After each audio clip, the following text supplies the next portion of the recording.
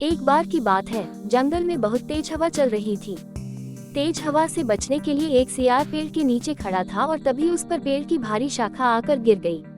सियार के सिर में गहरी चोट लगी और वो डर कर अपनी मान की ओर भाग गया। उस चोट का असर कई दिनों तक रहा और शिकार पर नहीं जा सका। खाना न मिलने से सियार दिन प्रतिदिन कमजोर होता जा रहा था। एक दिन उसे बहुत तेज भूख लगी थी और उसे अचानक एक हिरन दिखाई दिया।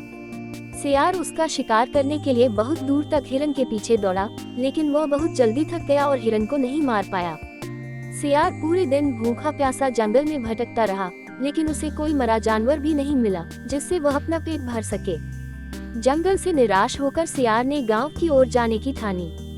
सियार को उम्मीद थी कि गांव में उसे कोई बकरी या मुर्गी का बच्चा मिल जाएगा, जिसे खाकर वह अपनी रात काट लेगा। गांव में सियार अपना शिकार ढूंढ रहा था, लेकिन तभी उसकी नजर कुत्तों के झुंड पर पड़ी जो उसकी ओर आ रहे थे। सियार को कुछ समझ में नहीं आया और वो धोबियों की बस्ती की ओर दौड़ने लगा। कुत्ते लगातार भौंक रहे थे और सियार का पीछा कर रहे थे। सियार को जब कुछ समझ नहीं आया तो वह धोबी के उस ड्रम में जाकर छुप गया जिसमें नील घुला हुआ था। सियार को न पाकर कुत्तों का झुंड वहां से चला गया। बेचारा सियार पूरी रात उस नील के ड्रम में छुपा रहा। सुबह सवेरे जब वह ड्रम से बाहर आया तो उसने देखा कि उसका पूरा शरीर नीला हो गया है। सियार बहुत चालाक था। अपना रंग देखकर उसके दिमाग में एक आइडिया आया और वह वापस जंगल में आ गया। जंगल में पहुंचकर उसने ऐलान किया कि वह भगवान का संदेश देना चाहता है, इसलिए सारे जानवर एक जगह इकट्ठा हो जाएं। सारे जानवर सियार की बात सुनने के लिए एक बड़े पेड़ के नीचे एकत्रित हो गए। सियार ने जानवरों की सभा में कहा, क्या किसी ने कभी नीले रंग का कोई जानवर देखा है?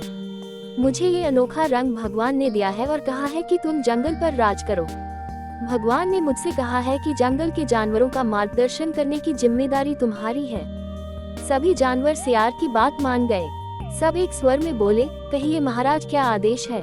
सियार ने कहा, सारे सियार जंगल से चले जाएं, क्योंकि भगवान ने कहा है कि सियारों की वजह से इस जंगल पर बहुत बड़ी आपदा आने वाली है। नीले सियार की बात को भगवान का आदेश मानकर सारे जानवर जंगल के सियारों को जंगल से बाहर खदेड़ आए। ऐसा नीले सियार ने इसलिए किया क्योंकि अगर सियार जंगल में रहते तो उसकी पोल खुल सकती थी। अब नीला सियार जंगल का राजा बन चुका था। मोर उसे पंखा झलते और बंदर उसके पैर दबाते। सियार का मन किसी जानवर को खाने का करता तो वह उसकी बलि मांग लेता। अब सियार कहीं नहीं जाता था, हमेशा अपनी शाही मांद में बैठा रहता और सारे जानवर उसकी सेवा में लगे रहते। एक दिन चांदनी रात में सियार को प्यास लगी। वह मांद से बाहर आया तो उसे सियारों की आवाज सुनाई दी जो दूर कहीं बोल रहे थे। रात को सियार हू हू की आवाज करते हैं क्योंकि ये उनकी आदत होती है। नीला सियार भी अपने आप को रोक न सका, उसने भी जोर जोर से बोलना शुरू कर दिया। शोर सुनकर आसपास के सभी जानवर जाग गए। उन्होंने नीले सियार को हू हू की आवाज निकालते हुए देखा।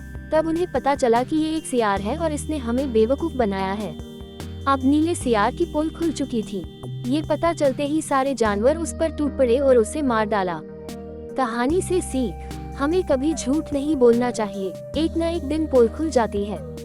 किसी को भी ज्यादा दिनों तक बेवकूफ नहीं बनाया जा सकता है।